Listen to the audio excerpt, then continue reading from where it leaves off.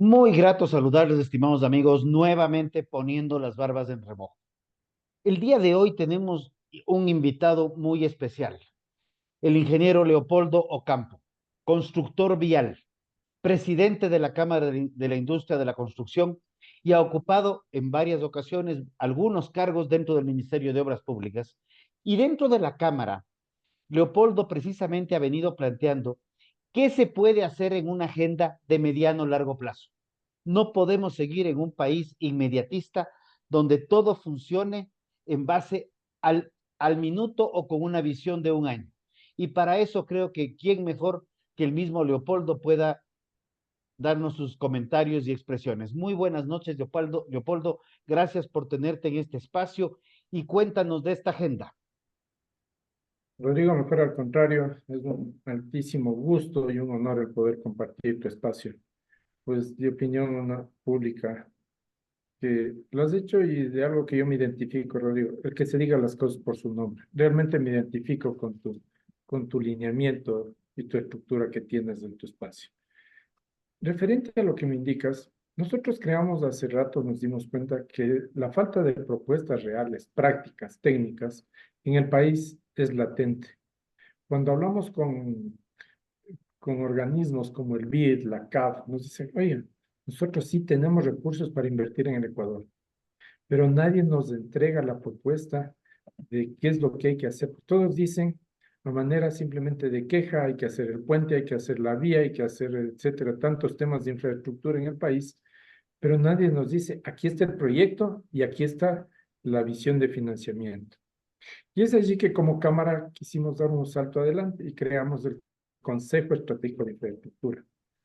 Este Consejo Estratégico en un inicio se formó con exministros de Obras Públicas, exministros de Vivienda, exviceministros de la Producción, y uno de los motivadores e ideólogos es el mismísimo doctor Pablo Ceballos, actual secretario de Alianzas Público-Privadas.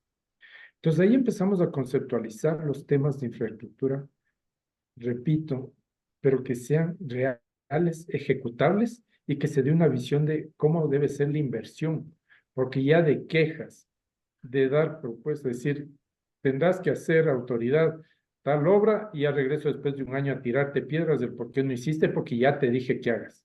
El país ya no requiere eso. El país necesita cosas sensatas, reales y verídicas para hacerlo. Entonces, en este contexto, el sector de la infraestructura pública y privada es posiblemente el más afectado, principalmente dado por la alta dependencia del sector de la construcción con la política pública, pues. Y como segundo punto, por la caída de las inversiones privadas en infraestructura productiva, pese a los esfuerzos realizados por el Ecuador en establecer mecanismos de inversión, incluso con el fomento de los contratos de inversión. Es allí donde el Consejo Estratégico de Infraestructura nace con una visión de iniciar la preparación de propuestas de medio y largo plazo que permitan presentar a las autoridades una hoja de ruta concertada en temas estratégicos de infraestructura para el país. Ya que nosotros hasta hoy, y me he cansado de repetir en los diferentes espacios que he tenido la oportunidad de dar la opinión pública, pues lo que tenemos es políticas del político de turno. Y mientras dure mi administración, el maquillaje. Y me vale si esto se traslapa en el tiempo. Y eso es lo que ha sido que en mayoría de las ocasiones sean obras hechas al susto o plata botada al agua porque las obras no tienen la durabilidad para la cual se genera esta inversión. Entonces, con esto se necesita que así hay una transición de una autoridad a otra, no suspenda las acciones que deban tomarse. Y con esto también se puede empezar a dialogar sobre los temas trascendentales, Rodrigo, alrededor de esta agenda, siendo estas las necesidades de generar una sostenibilidad técnica, institucional, financiera, económica y, por supuesto, ambiental. Fíjate tú, nosotros iniciamos con algo formidable. Hicimos una propuesta que los dimos en su momento a los candidatos a alcaldes de Quito y vemos que el alcalde Muñoz lo acogió muy bien. Una propuesta de temas de obras de infraestructura, pero con visión de inversión y ejecutables para Quito, que bordeaban los 12.000 millones de dólares. Obviamente iluso pensar que los 12.000 millones de dólares van a invertirse en una sola administración. Era proyectado por lo menos hasta 15 años esta inversión. Una de esas, la que más se ha estado visibilizando en los últimos días, es el tema de la Ruta Viva y de la Simón Bolívar, para quienes vivimos aquí, ya que estos espacios son de amplia difusión nacional e internacional, pero para quienes vivimos en Quito es la vía Simón Bolívar y la Ruta Viva. En la Simón Bolívar le dimos la conceptualización de cómo se debe hacer la inversión, pero obviamente poniendo peajes que sean razonables, que se tiene que hablar de una reforma geométrica de la vía, porque hay sitios donde los accidentes son a diario, hay que hacer una reforma geométrica. Incluso la inversión bordeaba, dentro de nuestro análisis preliminar, unos 400 millones de dólares. Y ahí invitar al accionista privado, al inversionista privado, para que venga a hacer su alianza público-privada, poner una concesión y pues que en el plazo de unos 25 o 30 años tenga su tasa de retorno. Esto, de muy buena forma, como te digo, hemos visto que se ha planteado para el tema. Pero ahora fuimos más allá. Lo dimos al alcalde de Quito, aplaudimos que siguen ese concepto de empujar estos temas de país, porque lo peor es sentarse a que papá Estado nos dé la plata para ver si tengo la obra. Hoy Justamente, no hay recursos. justamente eso te iba a comentar y consultar, porque cuando hablábamos de 12.000 millones de dólares, Así estamos es. hablando de un tercio del presupuesto general del Estado. Indistinto, Ujú. no importa para qué grupo, qué sector sea, si es gobierno central o los otros, es cualquier cantidad de plata. Y es evidente que el Estado no ha tenido plata desde hace rato y estamos endeudados hasta lo que podamos estar en. Primero celebro que se esté pensando en una visión de mediano a largo plazo, ya no en políticas de funcionario, como tú lo has mencionado en otros Ujú. términos, sino ya pensar en políticas de Estado. ¿Y qué tan viable es que el sector privado, qué requiere el sector privado para entrar frontalmente a poder invertir? Porque creo que ese es uno de los temas, porque mucho hablamos de la inversión extranjera, pero la inversión local tampoco es que está abollante. Y la inversión extranjera directa en los últimos años ha sido muy mala por ser generosos en los términos. Y si estas cosas existen, sabemos la infraestructura que se requiere en varios ámbitos.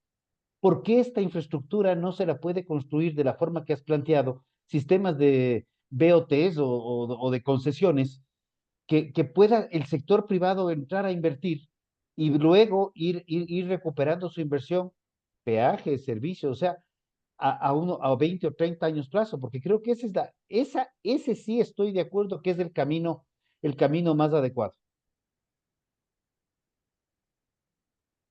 Así es.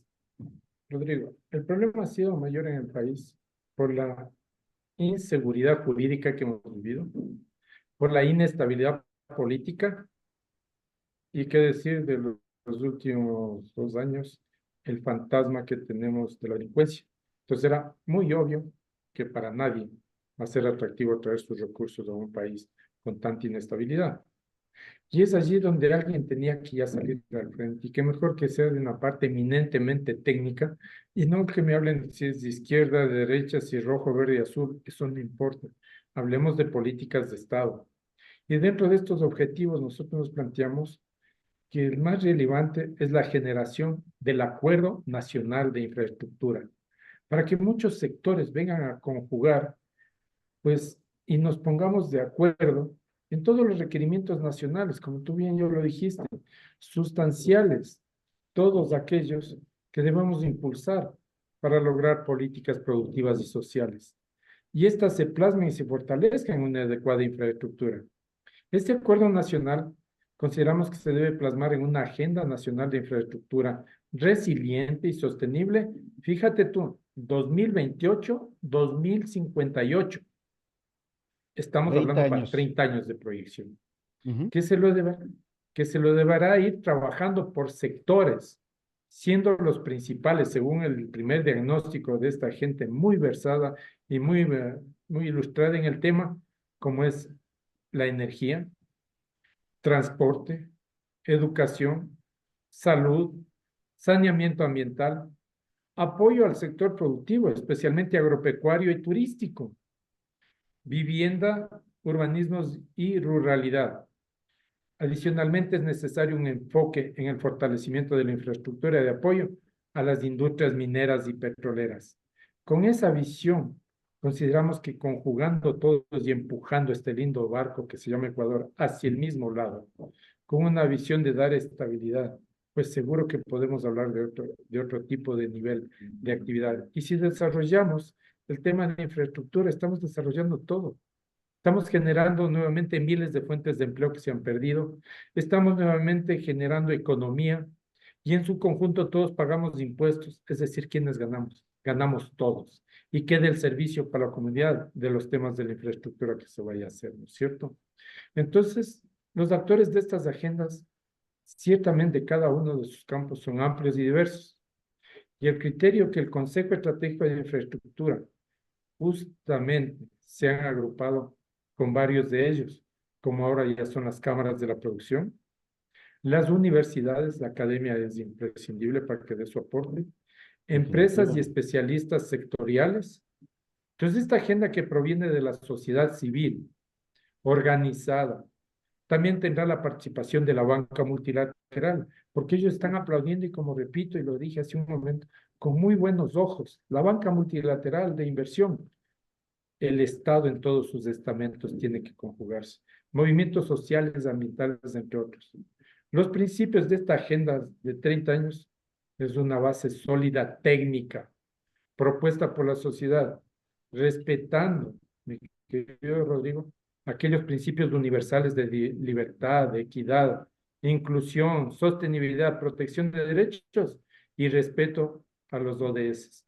Entonces, solo así consideramos que podemos conjugar algo sensato para el país y allí derivar a que los políticos tomen sus mejores decisiones incluso, y no al revés, porque hasta hoy siempre hemos conjugado que las decisiones han sido políticas y por no decirlo politiqueras, y que la técnica se acopla como del lugar. No, pues sensato es al ¿Qué, revés. qué ha pasado que no conseguimos que las famosas APPs o agendas público-privadas se estén concretando?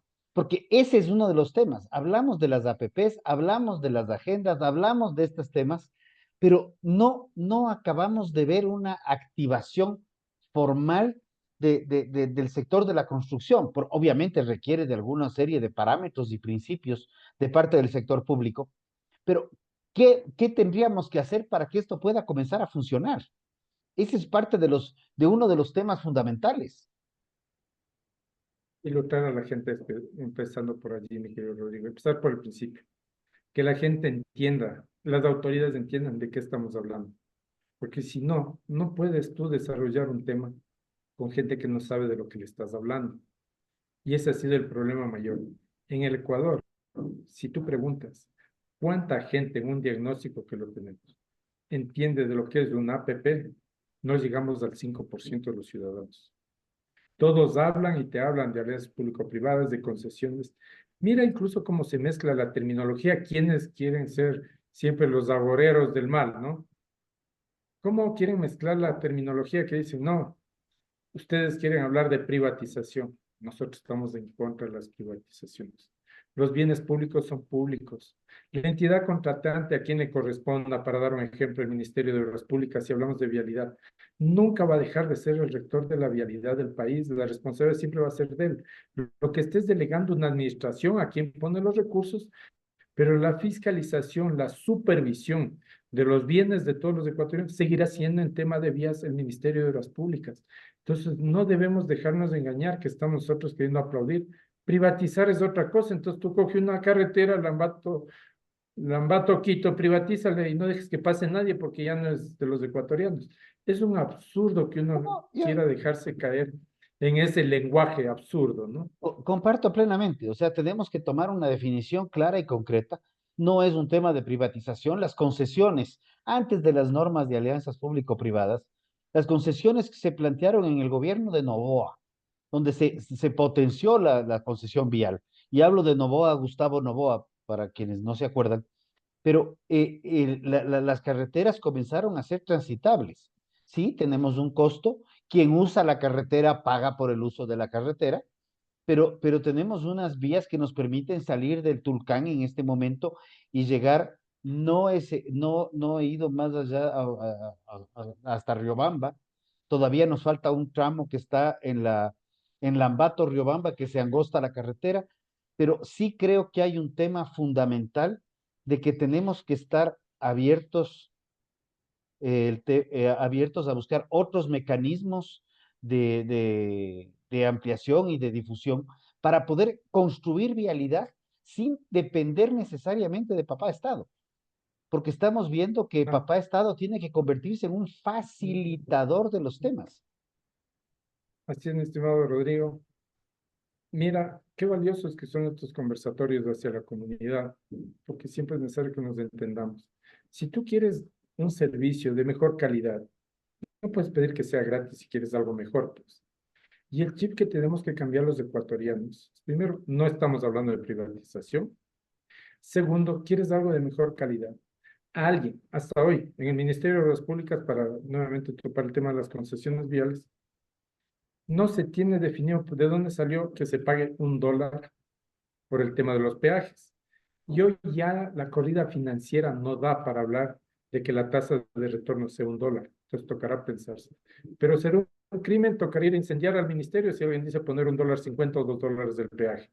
Por suerte no estoy hablando de ninguna vía en particular ni de ninguna empresa para que no se me estigmatice que estoy queriendo apalancar a alguien.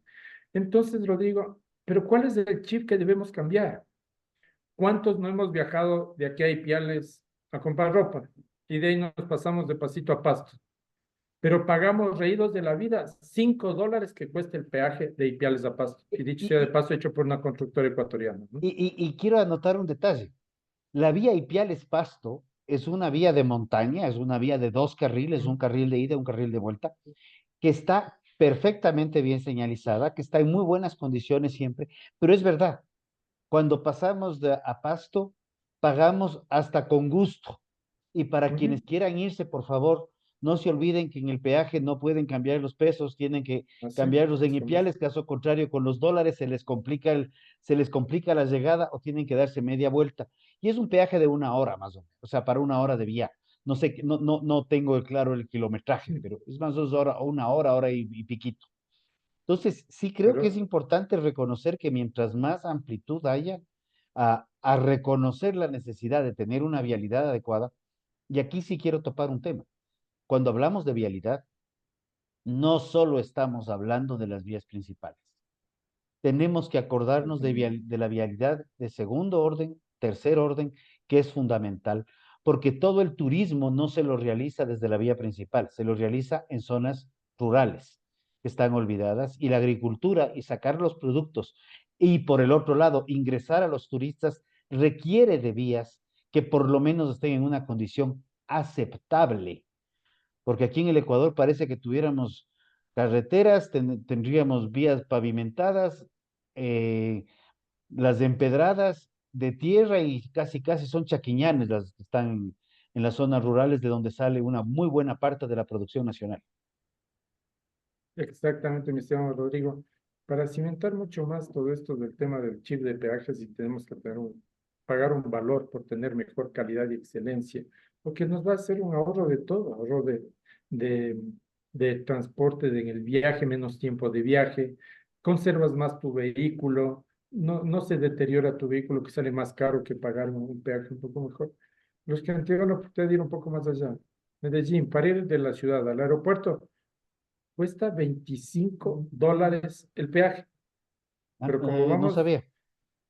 pero como vamos de paseo a otra ciudad, o sea, solo salimos de las fronteras patrias, ya nos cambia el chip, y ahí sí, díganme lo que quiera, que todo acepto, pero aquí hay que ver la parte negativa y ver cómo no dejar de desarrollar. Eso es lo primero, volviendo a tu pregunta, Rodrigo, que debemos de empezar a culturizarnos, entender que el país per se, el gobierno esperar con presupuesto propio, nos sentemos a llorar. No hay plata, y esa concepción va a ser igual 2024, 2025. Estamos semi paralizados en temas de la obra pública. La obra pública realmente es la que genera el 70% hablando del sector que me compete de la construcción, el 70% es lo que se deriva la fortaleza para generación de fuentes de empleo de la economía que otrora éramos aportantes al 6% al 10% del PIB y hoy hemos bajado al 6%. Cada 1% equivale a $1.000 millones, ¿no? Entonces, ese 70% es la que está semi-paralizada. Es la que hay que activarle. Y si el gobierno no tiene plata, pues demos estas otras aristas. Ahí es donde saltamos y dijimos, hagamos algo. Unamos y vemos que cada vez estamos conscientes que hay gente muy valiosa que quiere seguir aportando. Dentro de esa gente, Rodrigo, gracias, porque te inquietó esto y de hecho por eso tengo el honor de estar comentando aquí. Entonces, esta gente valiosa, sí, hagamos algo por nuestro país. ¿Cuánto está costando esto? Nada, porque es un aporte de que ya en su momento cumplieron su tarea siendo ministros, viceministros, y ahora están con todo ese empeño de dar el aporte al país. Entonces hay que aprovechar, estamos en esta agenda nacional de infraestructura y aplaudimos y agradecemos que cada vez nos entiendan que no estamos creando un gremio más por si acaso. Nadie está pidiendo que vengan a estar debajo de ningún otro gremio. Todos somos entes horizontales porque todos tenemos mucho que aportar, cada uno desde nuestras trincheras. Eso es lo que estamos haciendo hoy por hoy con esta Agenda Nacional de Infraestructura, Rodrigo. O sea, creo que es importante reconocer que necesitamos tener políticas claras. Personalmente estoy convencido que las políticas claras no nacen desde los gobiernos, sino nacen desde la sociedad civil. Y por eso es que justamente cuando te escuché hace unos días atrás hablar de este tema, dije, no, necesitamos sentarnos y que nos expliques con mayor amplitud, porque la infraestructura es necesaria.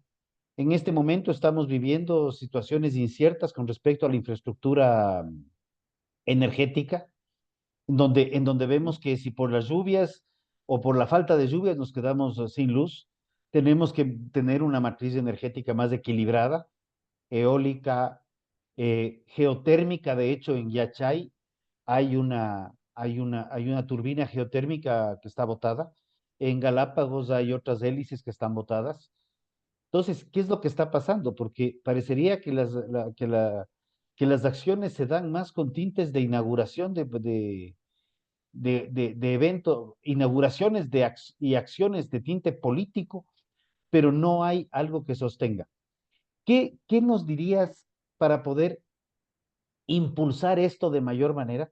¿Cómo poder sostener esta posición y trascender el ámbito de la política coyuntural a entrar a trabajar, como a veces lo hemos dicho, dejar la coyuntura para trabajar en lo importante? Cada vez cimentar más que dejemos de lado el hablar de políticas del político de turno. Ya no aceptemos eso.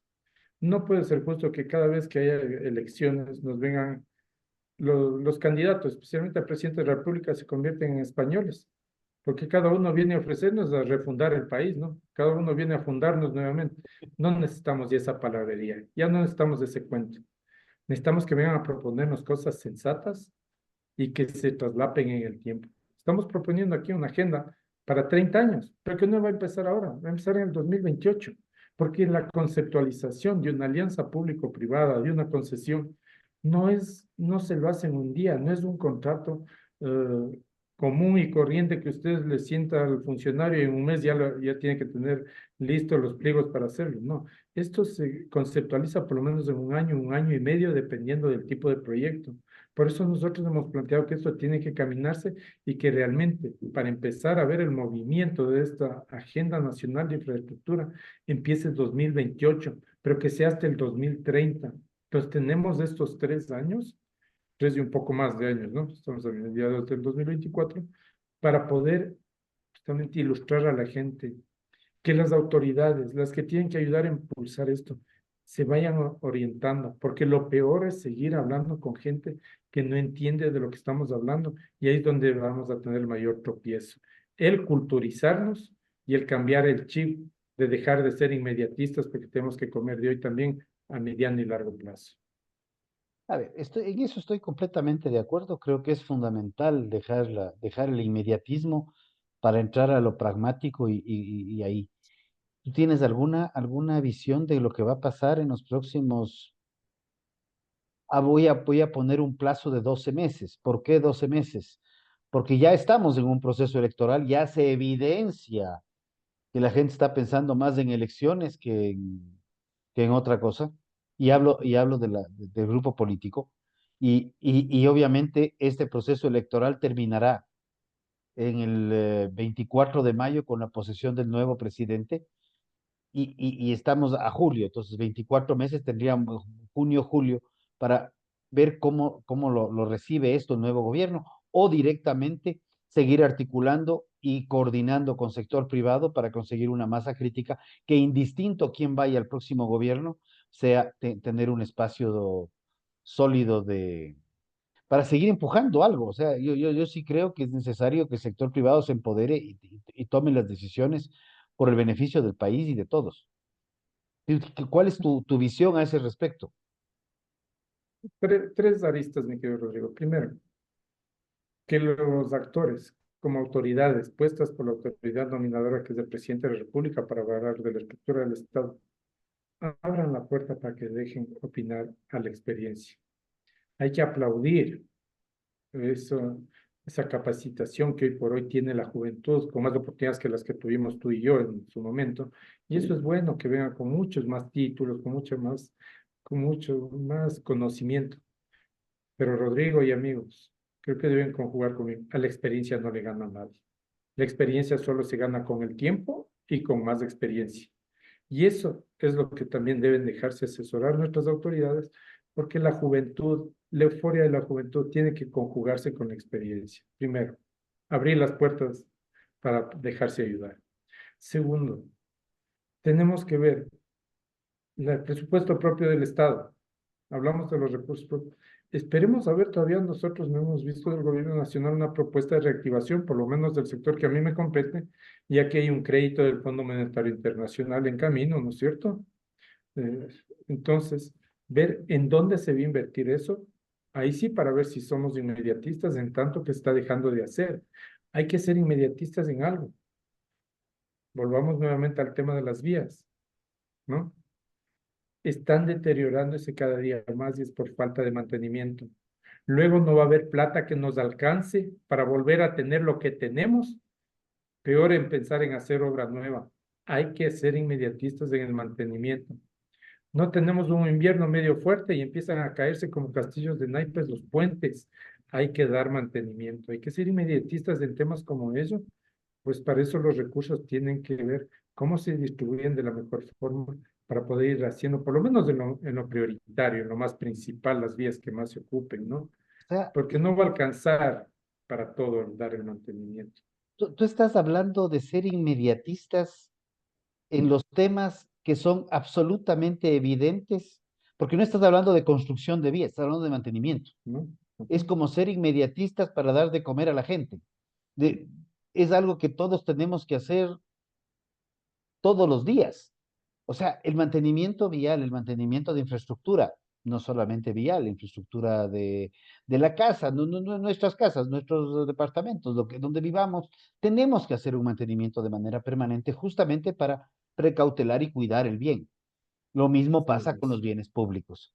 O sea, y recuerdo unas declaraciones del ministro de Obras Públicas que justamente hacía referencia a eso. Tenemos que entrar a mantenimientos viales urgentes y adicional reconocer que hay partes que ya no van a ser mantenimientos, sino reconstrucciones. Yo sí creo que el plan este no es descabellado, creo que hay que seguirlo presionando, seguir fomentando la participación de otros sectores y articulando para que todos podamos visualizar un Ecuador de mediano plazo. No es un tema Así del es. inmediatismo normalmente. Y te digo, el tiempo se nos va acabando, pero no sé con qué quisieras, qué mensaje nos dejas de cierre, porque a mí me quedaron dos frases muy claras. Terminar muy brevemente, terminar, perdóname si me permite, Rodrigo, brevemente las otras dos aristas, la una que me faltaba. El inmediatismo, yo estoy dando ejemplos por rapidez del tiempo que tenemos en nuestro espacio, el tema vial, tenemos el tema de energía. Hace 3 años, Rodrigo, nosotros en nuestro espacio de la Cámara de Construcción hemos dado las alertas del tema del Coca-Cola Sinclair, el tema de la energía. Existe una propuesta que no pasa de, hoy ya subió, era de 20 millones hace 3 años, hoy subió porque ya la erosión regresiva sigue agresiva, pues sigue adelante, ya pasó el único codo que había duro, es decir, de roca, el río ya pasó, eso que le estaba sosteniendo a la erosión regresiva. Ya pasó el kilómetro 7. Ahora sí prendieron las alertas, porque saben que eso se viene con más celeridad. Y el rato que ya tope la presa, pues simplemente nos será un buen negocio si nos ponemos a importar velas, porque será un gran negocio el nuevamente vender velas a los ecuatorianos. Pusimos las alertas hace 3 años, inmediatistas en temas como estos, sí hay que serlo. Esto sí amerita una atención prioritaria. Ahí es donde digo que se necesita la experiencia para que puedan tomar las mejores decisiones. Las propuestas ya las han existido. Con el aval para este tema del USAS, el Cuerpo de Ingenieros de los Estados Unidos, ¿por qué no han tomado la decisión desde hace 3, 2, 1 año? Hemos hablado en su momento con el presidente de Petroecuador, con el gerente del OCP, con el ministro de Energía. Todos nos han dicho, sí, sí hay que tomar atención, hay que tomar atención. Vemos que no se toman las acciones que el caso lo amerita. Hay temas como estos fundamentales y por el espacio, lo mismo hay en el tema del transporte, educación, salud, saneamiento, etcétera. Por eso creamos este tema de la Agenda Nacional de Infraestructura. Rodrigo, y la tercera arista, abrir la puerta de par en par, pero primero abriendo la mente para que se permita la inversión privada, inversión tanto extranjera como la inversión nacional. Somos susceptibles de una inversión porque somos un país maravilloso. Si somos un país tan rico que después de tantos esfuerzos que han hecho por quebrarnos, no hemos quebrado. Somos un país rico todavía y somos gente de un país emprendedora, Rodrigo. No somos un país de pedidores de caridad. Lo que esperamos es una oportunidad para desarrollarnos, pero necesitamos que asimismo las autoridades pongan su contraparte. Conjugar este euforia y las ganas que sí se tiene en la empresa privada y que no se dediquen a estigmatizar, tampoco dejemos de ver y esa parte politiquera absurda y barata de poner a los unos con los otros. ¿Quieres generar empleo? No, pero hay que estigmatizarle al que me va a dar empleo. Pero mañana escondiditas tengo que ir a decir que me dé un puestito de trabajo. Tenemos que mejor todos aunar esfuerzos porque el Ecuador hoy amerita que juntos vayamos hacia adelante. Ese es mi mayor corolario, mi querido Rodrigo. Yo, Polo, te agradezco tu tiempo, te agradezco tus comentarios y yo sí me quedo con dos cosas. Reconocemos fervientemente la valía de la juventud y de los grandes títulos, pero también creo que es importante reconocer que la experiencia solo se gana con el tiempo y con más experiencia. Para mí este es un colorario importante y la apertura del sector privado es fundamental. Yo creo que este es un llamado a una ley, a una propuesta de ley económica urgente que revise la ley de cero apagones, que revise la ley de alianzas público-privadas, donde en términos pragmáticos se facilite, y aquí sigue un tema, que se facilite la inversión extranjera directa, la inversión nacional y fundamentalmente que estos procesos de inversión vengan con absoluta y total transparencia. No podemos seguir en estos espacios medios oscuros donde nada está claro y donde parecería que el bienestar de los ecuatorianos está supeditado a que pase por la aprobación del bienestar de unos pocos que sacan los beneficios de la gestión pública. Muchísimas gracias, Polo. Muchísimas gracias a todos quienes nos han seguido en la entrevista el día Gracias. de hoy. Lo de Coca-Cola lo tratamos hace un par de programas atrás, porque es una preocupación mayúscula para el Ecuador en estos momentos y para el futuro. Muy grato haber estado con ustedes y será hasta una nueva entrega de Poniendo las Barbas en Remojo. Un abrazo.